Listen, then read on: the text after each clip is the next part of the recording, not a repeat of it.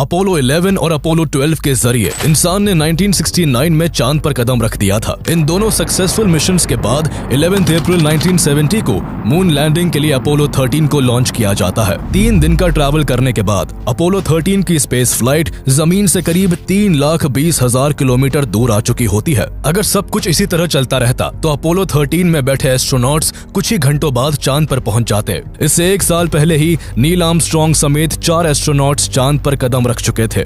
इसलिए पास के दोनों सक्सेसफुल मिशंस की वजह से अपोलो 13 में बैठे तीनों एस्ट्रोनॉट्स अपने सफर की कामयाबी के लिए काफी कॉन्फिडेंट और रिलैक्स होते हैं। यह मिशन जितना नॉर्मल अपोलो 13 के क्रू को लग रहा था, इसे उतना ही नॉर्मल धरती पर मौजूद सभी लोग समझ रहे थे। सभी को मून लैंडिंग इतना मामूली लगने लगा था कि दुनिया के किसी भी बड़े टीवी चैनल ने अपोलो 13 के लॉन्च को ब्रॉडकास्ट तक करना जरूरी नहीं समझा था। लेकिन धरती से 3,22,000 किलोमीटर की दूरी पर अपोलो 13 के साथ कुछ ऐसा होता है जो दुनिया भर का ध्यान अपनी ओर खींच लेता है। चांद पर पहुंचने से महज कुछ घंटे पहले अपोलो 13 में एक जोर का धमाका होता है, जिससे उस स्पेस फ्लाइट के सभी वार्निंग अलार्म्स बहुत तेज आवाज के साथ बजने लगते हैं।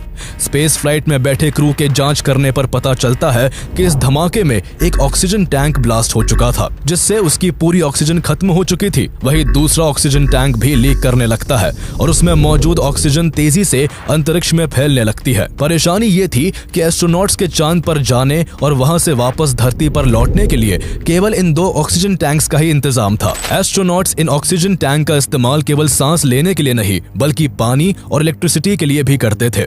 इसलिए जिस तेजी से ऑक्सीजन अंतरिक्ष में लीक हो रही थी, तीनों एस्ट्रोनॉट्स के जिंदा बचने का चांस भी उतना ही तेजी के साथ कम होता जा रहा था। जहां पहले इस मिशन को कोई तवज्जो नहीं मिल रही थी, तो वही इस हादसे के बाद दुनिया भर के लोग टीवी पर नजरें गड़ाए अपोलो 13 की पल पल की खबर रखने लगे थे। तेजी से खत्म हो रही ऑक्सीजन के बीच अब एस्ट्रोनॉट्स और नासा के सामने चांद पर लैंड करना तो दूर, अंतरिक्ष में लाखों किलोमीटर दूर से धरती पर किस तरह जिंदा लौट कर आना है, यही एक बड़ा सवाल बन गया था। चलिए जानते हैं अपोलो 13 की यह रोमांचक कहानी, जिसे स्पेस के भयानक हादसों में सबसे ऊपर गिना जाता है। The main mission objective of Apollo 13 is a continuing one. We hope to find out a lot about the origin of the moon, and from that, the origin of the Earth. And we have liftoff.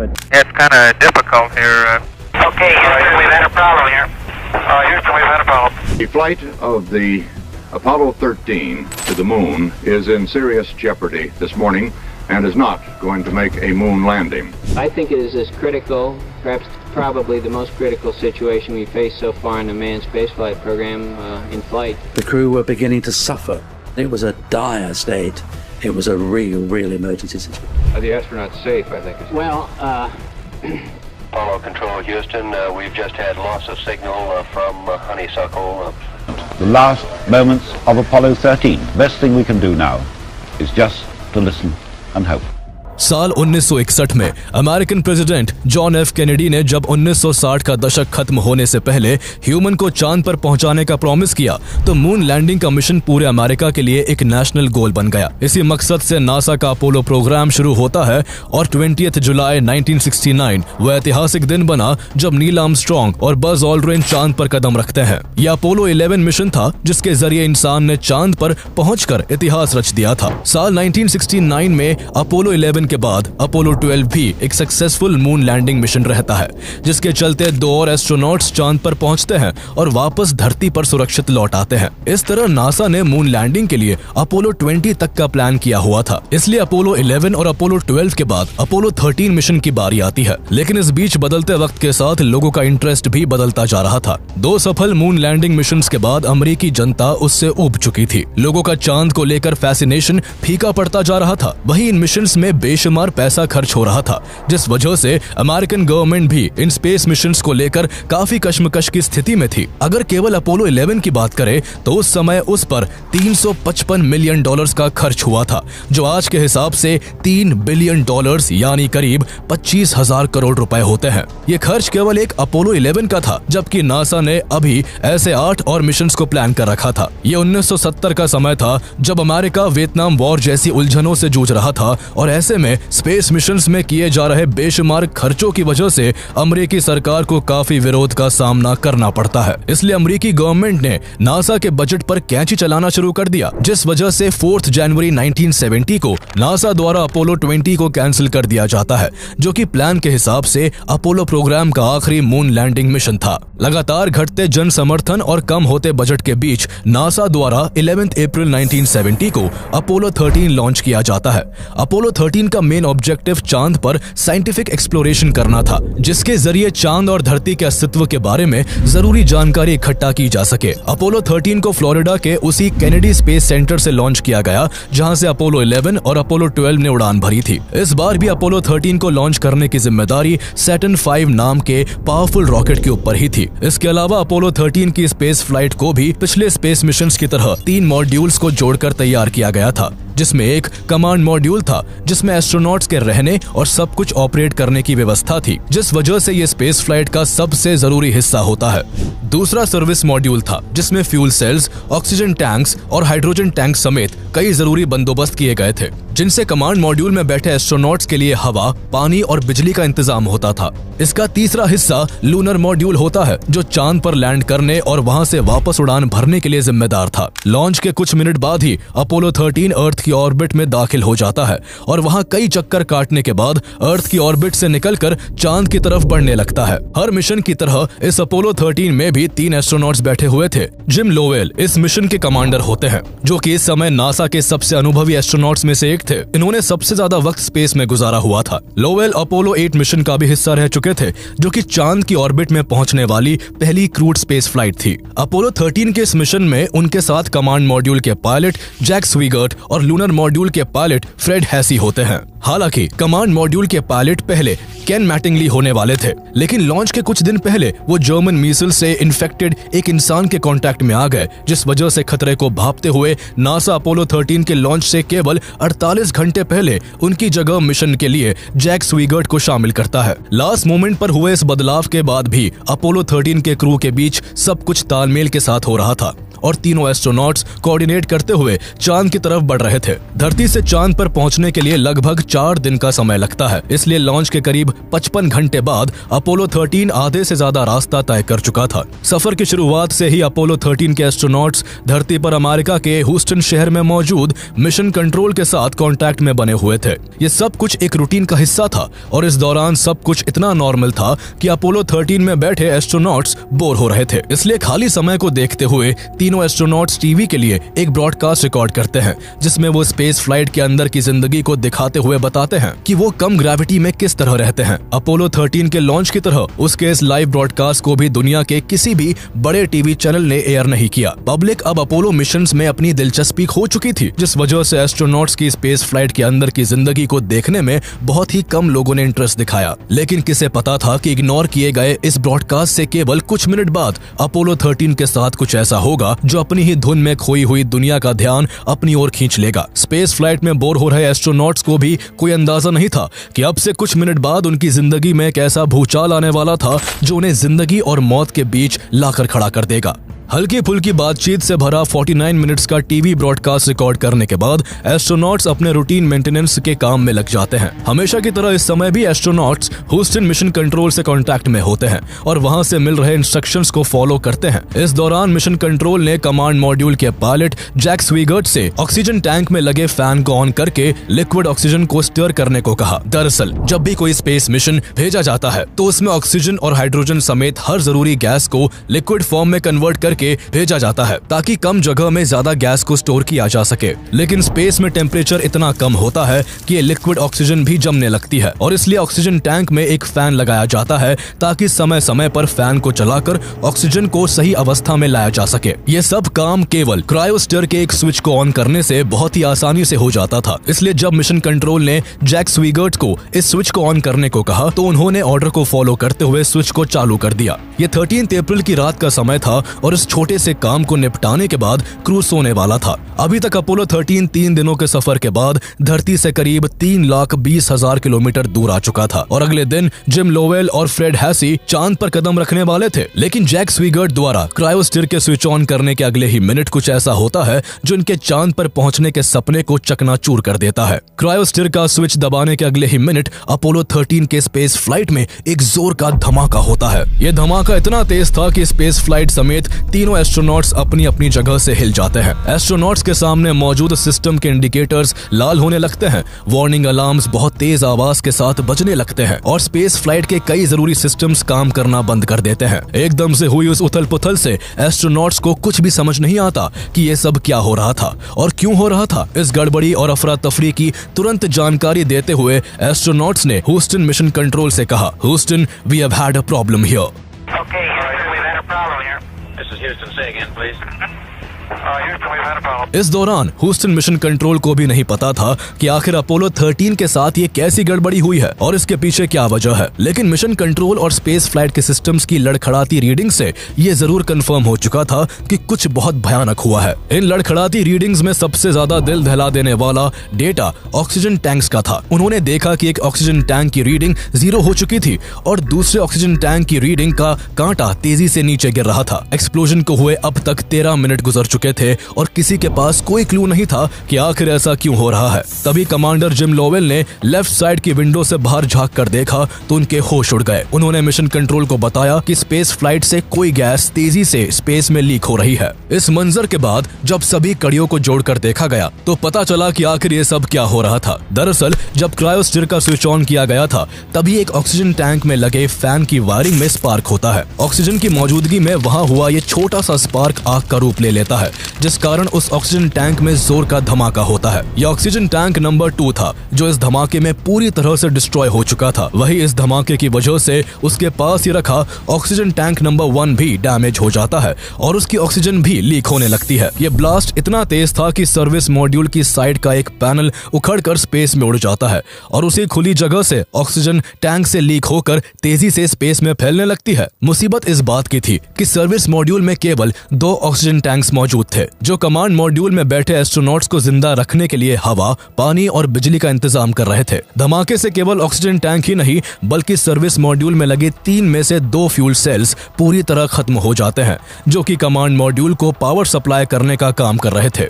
अब केवल एक fuel cell से ही command module को power मिल रही थी जो कि space flight को चलाए रखने के लिए सफिशिएंट नहीं था। इनसफिशिएंट फ्यूल और लगातार कम हो रही ऑक्सीजन के बीच अब चांद पर लैंड करने का तो सवाल ही नहीं था। मून लैंडिंग मिशन को कैंसिल करने के बाद अब ह्यूस्टन मिशन कंट्रोल के सामने हजारों मुश्किलों से भरा केवल एक सवाल था कि इन तीनों एस्ट्रोनॉट्स को वापस धरती पर कैसे लाया जाए। एस्ट्रोनॉट्स उस वक्त धरती से करीब 3,20,000 किलोमीटर दूर थे और इतनी दूर से वापस धरती पर आने में उन्हें करीब 4 दिन का वक्त लगता। ऐसी खौफनाक स्थिति में इतने दिन तक उनका जिंदा रहना और सुरक्षित धरती पर आना एक लगभग नामुमकिन सा काम था। लेकिन इस इम्पॉसिबल टास्क को पॉसिबल बनाने में मिशन कंट्रोल ने एड़ी चोटी का जोर लगा दिया। ह्यूस्टन मिशन कंट्रोल ने नासा के सभी जानकार लोगों को बुलाया और जो वक्त पर नहीं आ सकते थे उन्हें फोन लाइन पर जोड़ा गया। इंजीनियर्स, साइंटिस्ट और एस्ट्रोनॉट से लेकर स्पेस फ्लाइट को बनाने वाले लोगों तक सबको इस एक काम पर लगा दिया गया। जहां पहले इस अपोलो 13 को कोई अटेंशन नहीं मिल रही थी तो वही इस हादसे की खबर के बाद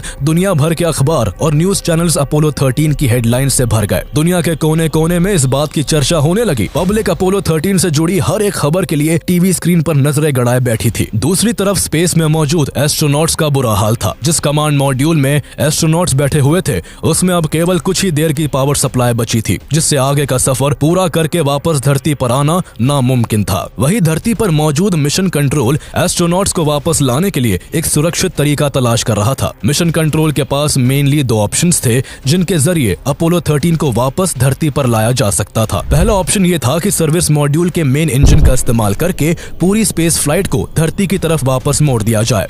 यह वापस आने का शॉर्ट रूट था और इस प्लान के जरिए केवल 2 दिन में धरती पर लौटा जा सकता था। लेकिन इस प्लान के साथ परेशानी ये थी कि सर्विस मॉड्यूल में हुए ब्लास्ट के कारण उसमें इतनी कम पावर सप्लाई बची थी कि वो वापसी का 1 घंटा भी तय नहीं कर सकता था और साथ ही ऐसा करने में मेन इंजन के बंद होने का भी खतरा था।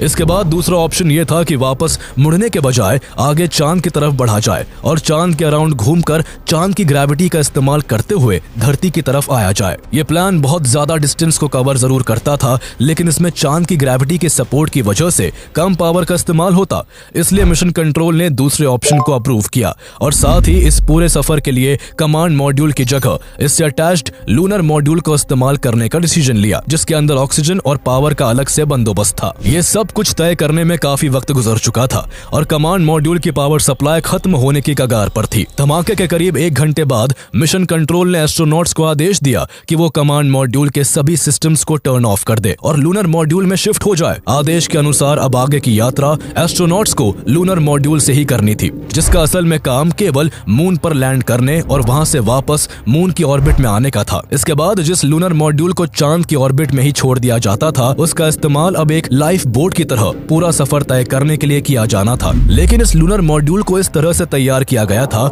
कि वो एक बार अर्थ के एटमॉस्फेयर से निकलकर वापस अर्थ के एटमॉस्फेयर में नहीं आ सकता था। अर्थ के एटमॉस्फेयर में केवल कमांड मॉड्यूल ही घुस सकता था, जिसकी पावर सप्लाई अब केवल 15 मिनट की बची थी। इसलिए मिशन कंट्रोल ने कमांड मॉड्यूल के सभी सिस्टम्स को बंद करने का आदेश दिया ताकि उसकी बची हुई पावर सप्लाई को अर्थ के एटमॉस्फेयर में एंटर करने के लिए यूज किया जा सके। एस्ट्रोनॉट्स कमांड मॉड्यूल से निकलकर लूनर मॉड्यूल में चले जाते हैं, जिसके जरिए अब उन्हें आगे का सफर तय करना था। लेकिन लूनर मॉड्यूल के साथ सफर करने में उन्हें बहुत सारी दिक्कतों का सामना करना था, क्योंकि लूनर मॉड्यूल का इस्तेमाल ऐसे मुश्किल सफर के लिए हो रहा होता है जिसके लिए उसे बनाया ही नहीं गया था। उसका मैकेनिज्म और उसकी बनावट इस काम के लिए बिल्कुल भी सूटेबल नहीं होती है। लेकिन अब एस्ट्रोनॉट्स के पास उसके अलावा कोई ऑप्शन नहीं था। लूनर मॉड्यूल को केवल 2 लोगों के हिसाब से सिर्फ 45 घंटे के सफर के लिए बनाया गया था, लेकिन यहाँ 3 एस्ट्रोनॉट्स को उस छोटे से व्हीकल में करीब 90 घंटे का सफर तय करना था। इसके अलावा इस मिशन का सारा नेविगेशन सिस्टम कमांड मॉड्यूल में मौजूद था, जिसका इस्तेमाल सही रास्ते पर बने रहने के लिए किया जाता था। इस सिस्टम के बिना एस्ट्रोनॉट स्पेस में भटक सकते थे, इसलिए सबसे पहले कमांड मॉड्यूल के नेविगेशनल प्लेटफॉर्म को लूनर मॉड्यूल के साथ अलाइन किया गया। लूनर मॉड्यूल में सवार होकर एस्ट्रोनॉट्स आगे की तरफ बढ़ते हैं, लेकिन जिस रास्ते पर अभी तक स्पेस फ्लाइट चल रही थी वो मून पर लैंड करने वाला रास्ता होता है। पर अब क्योंकि मून लैंडिंग का मिशन कैंसिल हो चुका था, इसलिए स्पेस फ्लाइट के पाथ को चेंज करने की जरूरत थी, जिससे वो एक फ्री रिटर्न ट्रैजेक्टरी पर चली जाए और उसको चांद की ग्रेविटी की मदद से धरती की तरफ मोड़ा जा सके। लेकिन इस बहुत जरूरी काम के लिए लूनर मॉड्यूल के डिसेंट इंजन को कई बार बर्न करने की जरूरत थी, जबकि उसके इंजन को केवल एक बार सिर्फ चांद से टेक ऑफ करने के लिए बनाया गया था। उस समय सिचुएशन ऐसी थी कि धरती पर लौटने के लिए एस्ट्रोनॉट्स हर एक रिस्क लेने को तैयार थे। इसलिए धमाके की घटना के 5 घंटे बाद लूनर मॉड्यूल के डिसेंट इंजन को 35 सेकंड के लिए बर्न करके उसे दूसरे रास्ते पर मोड़ दिया जाता है। इसके कुछ घंटों बाद अपोलो 13 जब चांद के पास पहुंचता है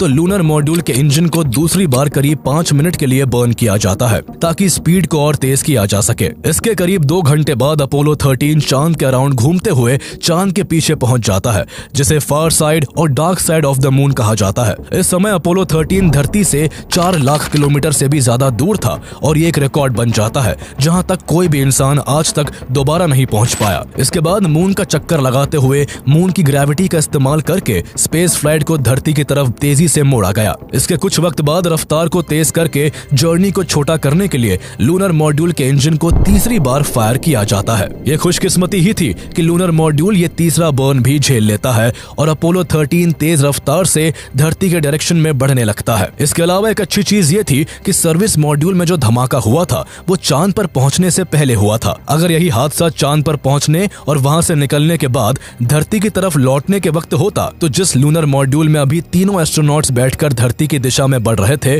वो लूनर मॉड्यूल उनके पास यात्रा करने के लिए मौजूद ही नहीं होता, क्योंकि हर मून लैंडिंग के बाद लूनर मॉड्यूल को चांद की ऑर्बिट में ही छोड़ दिया जाता था और ऐसी सिचुएशन में एस्ट्रोनॉट्स के पास वापस लौटने का कोई मौका नहीं होता और उनकी वही कुछ ही देर में जान चली जाती।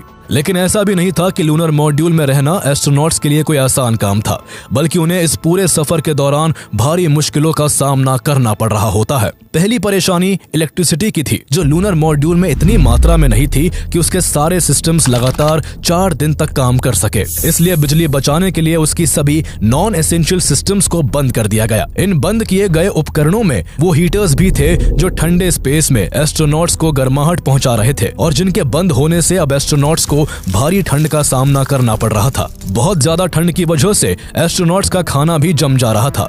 ऐसी सिचुएशन में उन्हें जरा सी नींद लेने में भी बहुत मुश्किल हो रही थी। दूसरी परेशानी पानी की थी। इस लंबे सफर के हिसाब से लूनर मॉड्यूल में बहुत लिमिटेड पानी था, जिसमें से कुछ पानी कूलिंग सिस्टम के लिए भी इस्तेमाल किया जाना था।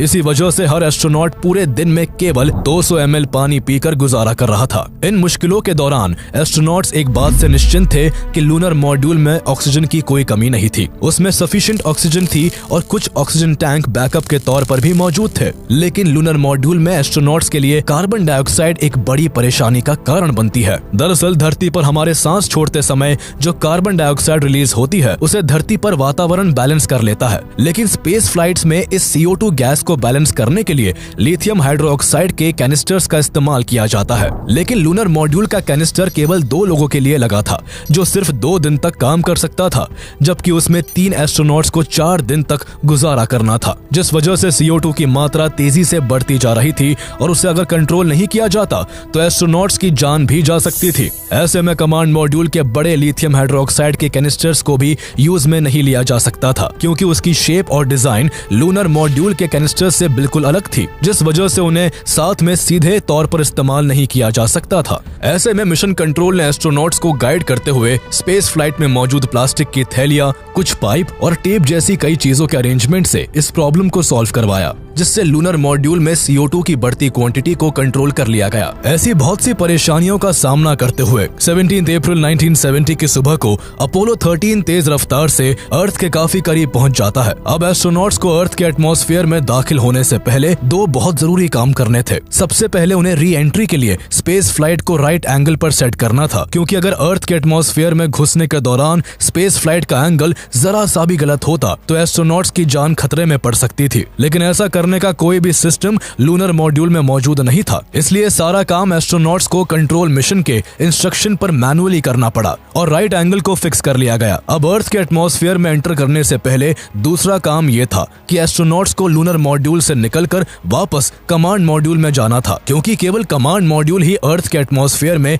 री एंट्री के लिए बना था। दरअसल अर्थ में री एंट्री के दौरान एटमॉस्फेयर से तेज फ्रिक्शन होता है, जिससे बहुत हीट पैदा होती है। इस हीट से बचने के लिए कमांड मॉड्यूल की एक साइड पर हीट शील्ड लगी होती है, जो एस्ट्रोनॉट्स को सुरक्षित रखती है। इसलिए इस पूरे री एंट्री के टास्क के लिए एस्ट्रोनॉट्स लूनर मॉड्यूल से निकलकर कमांड मॉड्यूल में पहुंच जाते हैं। कमांड मॉड्यूल में कई दिन से सब कुछ बंद रहने की वजह से उसका टेम्परेचर फ्रीजिंग पॉइंट से भी नीचे आ गया होता है। कमांड मॉड्यूल की वॉल्स, सीलिंग, फ्लोर, वायर्स और पैनल समेत हर चीज पानी की बूंदों से ढकी हुई थी। धरती पर मौजूद मिशन कंट्रोल को चिंता थी कि ऐसी सिचुएशन में कमांड मॉड्यूल दोबारा चालू हो भी पाएगा या नहीं, लेकिन बहुत मशक्कत के बाद कमांड मॉड्यूल अपनी बची हुई पावर से दोबारा चालू हो जाता है, जिसके बाद धरती अब केवल 4 घंटे की दूरी पर थी और इसी दौरान सर्विस मॉड्यूल को कमांड मॉड्यूल से अलग कर दिया जाता है। इस समय एस्ट्रोनॉट्स ने दूर होते सर्विस मॉड्यूल की पिक्चर्स ली, जिनमें उन्होंने देखा कि धमाके से सर्विस मॉड्यूल का पूरा एक पैनल उखड़ चुका था। इसके 3 घंटे बाद अर्थ के एटमॉस्फेयर में घुसने से पहले